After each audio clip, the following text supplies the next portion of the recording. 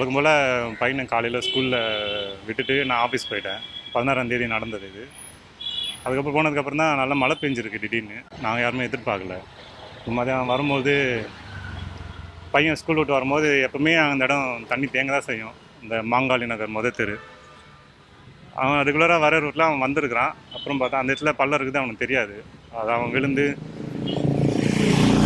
அங்கே உள்ள பக்கத்தில் இருக்க கரண்ட் பாக்ஸ் மூலிமா அங்கே கரண்ட் பாஸ் ஆகி ரொம்ப சாவர நிலைமைக்கு போயிட்டாப்புல பையன். அந்த டைமில் ஒரு நபர் வந்து கண்ணன்ற ஒரு பேர், அவர் வந்து அவரை உடனே அவரை வலித்து காப்பாற்றி, அவருக்கும் கரண்ட் ஷாக் தான்.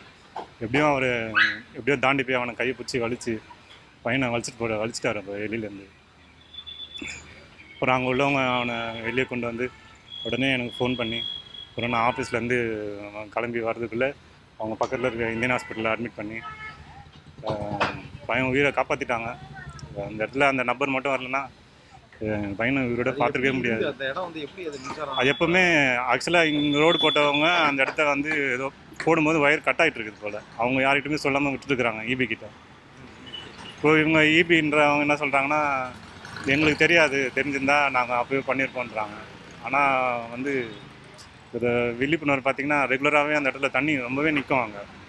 ஆனால் போகிறதுக்கு லேட் ஆகும், ஆனால் உடனே போகாது. ஒரு 2 மணி நேரம் கழிச்சு தான் அங்கே தண்ணி போகும். நார்மலாக மழை பெஞ்சாலும் அங்கே தண்ணி நிற்கும். இப்போ போன மழைக்கே வந்து பார்த்திங்கன்னா இவ்வளோ கரண்ட் பாக்ஸ்லாம் பார்த்திங்கன்னா திறந்து தான் கிடக்கும். இப்போலாம் இப்போ இந்த பாக்ஸ்லாம் இப்போ தான் மூடி வச்சுருக்காங்க. ஈபி கம்ப்ளைண்ட் கொடுத்தாலும் ஈபி உடனே வந்து டக்குன்னு பார்க்கவும் மாட்டாங்க அவங்க.